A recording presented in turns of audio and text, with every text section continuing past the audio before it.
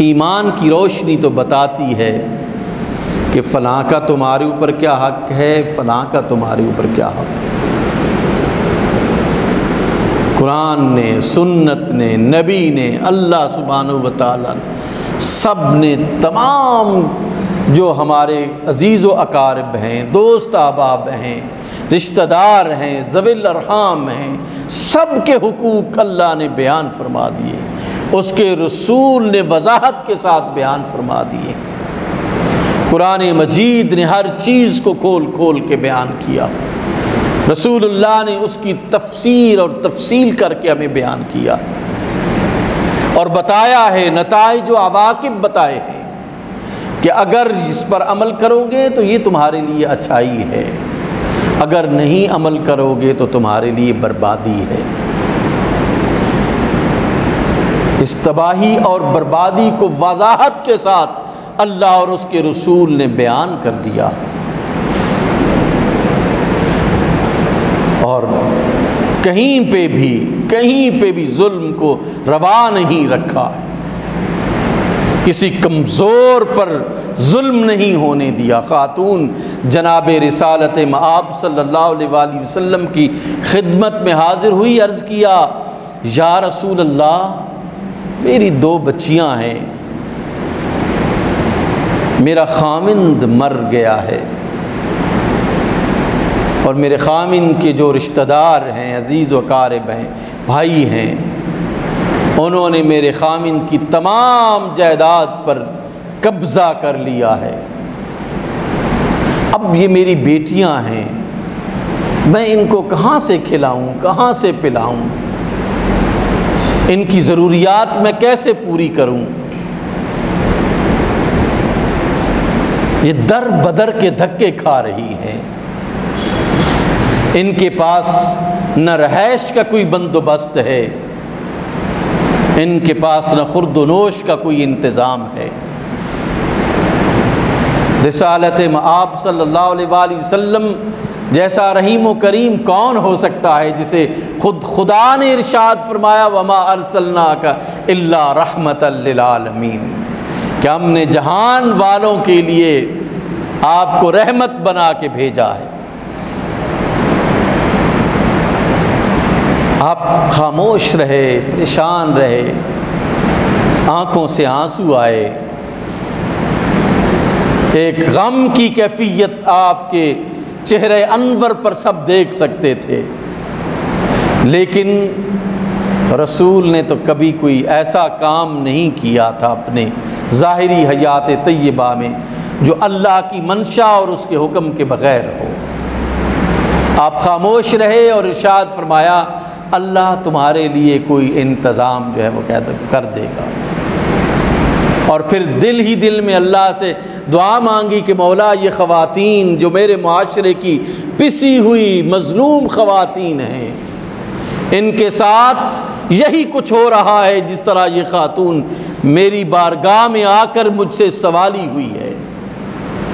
لیکن تیرا کوئی حکم نہیں ہے، میں کوئی فیصلہ نہیں کر سکتا۔ اللہ سبحانہ و تعالیٰ نے خواتین کے حق میں آیہ مبارکہ نازل کی، للرجال نصیب مما ترک الوالدان والاقربون وللنساء نصیب مما ترک الوالدان والاقربون مما قل منہ او کثر نصیبا مفروضا، کہ مردوں کے لیے ہیں حصے ہیں، حصہ ہے، للرجال نصیب، مردوں کے لیے حصہ ہے، مما ترک الوالدان والاقربون، جو ان کے والدین چھوڑ کے چلے جائیں یا ان کے قریبی عزیز و اقارب چھوڑ کے چلے جائیں، وللنساء نصیب، اور عورتوں کے لیے بھی حصہ ہے، مما ترک الوالدان والاقربون، جو ان کے والدین اور ان کے قریبی عزیز و اقارب چھوڑ کے جائیں ان میں ان کا بھی حصہ ہے۔ یہ ابتدا ہوئی اس معاشرے میں جہاں پہ عورت کو ایک کنیز، لونڈی اور غلامہ تصور کیا جاتا تھا۔ اللہ کے نبی نے حق وراثت ان خواتین کو دیا جو صبح سے لے کر شام تک ہر وقت جو ہے وہ کام میں غلاموں کی طرح لگی رہتی تھی، جتی رہتی تھی۔ یہ احسان ہے اللہ کے نبی کا کہ ان خواتین کو جو مارکیٹ کموڈیٹی کے طور پر بازاروں میں بکتی تھی، لوگ بیچتے تھے، ان کو اللہ کے رسول نے حق کے وراثت عطا فرمایا۔ اور پھر سورہ نساء میں آپ دیکھیے ذرا، اس دوسرے رکوع میں جا کے دیکھیے کہ خواتین کو کتنا حصہ جو ہے وہ دیا گیا، پوری سورت کو عنوان دے دیا گیا سورۃ النساء، خواتین کی سورت۔ یعنی یہ دیکھیں کتنا احسان ہے۔ پورے قرآن مجید میں آپ دیکھیں گے کہ آپ کو نہیں ملے گی مردوں کی سورت، کوئی نہیں ملے گی۔ اللہ نے سورۃ النساء میں باقاعدہ نام دے دیا سورت کو خواتین کے حوالے سے، اور پھر سورہ نور میں بھی مسائل خواتین کے جو ہے وہ بیان کیے۔ یہ احسان کیا اللہ سبحانہ و تعالیٰ نے، پیارے نبی صلی اللہ علیہ وآلہ وسلم نے خواتین کو یہ حق دیا، وراثت کا حق دیا خواتین کو، ماں کو دیا، بیٹی کو دیا، پوتی کو دیا، بیوی کو دیا۔ کتنے حقوق کت خواتین حاصل کرتی ہیں، مختلف حیثیتوں میں حاصل کرتی ہیں۔ یہ فضل اور احسان ہے کہ جس کو پوچھتا ہی کوئی نہیں تھا، اس کو مختلف حیثیتوں میں قرآن و سنت نے وراثت میں حقوق عطا کیے۔ آپ ذرا غور کیجئے کہ مرد 8 حیثیتوں میں میت کے وراثت میں شریک ہو سکتا ہے۔ کبھی وہ باپ ہوتا ہے، کبھی وہ بیٹا ہوتا ہے، کبھی وہ دادا ہوتا ہے، مختلف حیثیتیں ہیں علم میراث میں جو ہم پڑھتے ہیں بچوں کو۔ 8 حیثیتوں میں مرد جو ہے وہ کسی مرنے والے کی وراثت میں شریک ہوتا ہے، جبکہ خواتین 11 سے 12 حیثیتوں میں شریک ہوتی۔ لوگ اعتراض کرتے ہیں نا، دیکھیں جی عورت کو جو ہے وہ 1 حصہ ہے، مرد کو 2 حصے ہیں۔ ادھر بھی تو دیکھیں نا کہ مردوں کو 8 حصے ہیں، 8 حیثیتوں میں شریک ہوتے ہیں، خواتین 11 سے 12 حیثیتوں میں شریک ہوتی ہیں۔ اس طرف صرف بس اعتراض کرنا ہے اسلام پر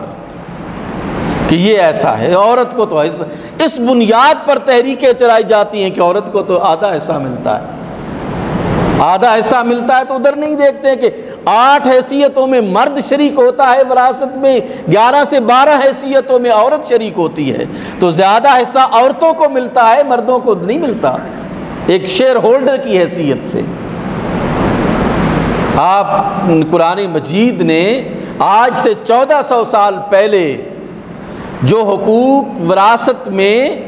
عورتوں کو دیے ہیں، آج کوئی بھی نہیں دے سکتا۔ یاد رکھیے، آج آپ 1000 قوانین بنائیں، 2020 میں بنایا گیا نا ایک قانون عورت کو اس کی وراثت دینے کے حوالے سے، لیکن اس کی امپلیمنٹیشن نہیں ہے۔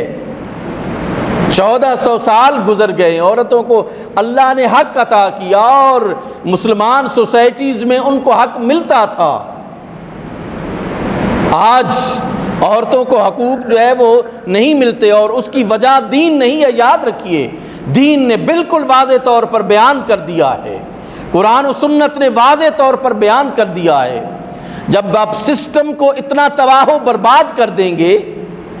کہ کہاں سے شروع ہوتا ہے، ایک سرمایہ دار اپنی بیٹی کو پورا حصہ نہیں دینا چاہتا، اپنی بہن کو پورا حصہ نہیں دینا چاہتا، ایک جاگیردار اپنی جاگیر سے جو ہے اپنی بیٹی کو حصہ نہیں دینا چاہتا، اپنی بہن کو حصہ نہیں دینا چاہتا، دیگر جو خواتین ہیں ان کو نہیں حصہ دینا چاہتا، نیچے پھر کیسے آئے گا؟ آج آپ نے 2020 کے اس ویمن پراپرٹی جو ایکٹ ہے اس میں آپ نے یہ تو لکھ دیا کہ اگر کوئی نہیں دیتا تو ڈپٹی کمشنر جو ہے وہ اس انفورسمنٹ کرے گا اس کو حقوق۔ میں سوال یہ کرتا ہوں کہ جب ایک ایم این اے یا ایک منسٹر اپنے حلقے میں، اپنی ڈسٹرکٹ میں ڈی پی او جو ہے وہ اپنی مرضی سے لگوائے، ڈی سی اپنی مرضی سے لگوائے، تو پھر وہ ڈی پی او جو ہے وہ کس کی بات مانے گا؟ وہ ڈی سی کس کی بات مانے گا؟ آپ نظام کو پہلے درست کریں، اس کے بعد یہ قوانین بنائیں۔ اللہ نے جو قوانین بنائے ہیں وہ سب سے عام ہیں، وہ سب سے اہم ہیں، ان کی ایگزیکیوشن ہونی چاہیے، ان کا جو ہے وہ نفاذ ہونا چاہیے۔ آج در بدر خواتین پھر رہی ہیں، ان کو حقوق نہیں دیے جاتے۔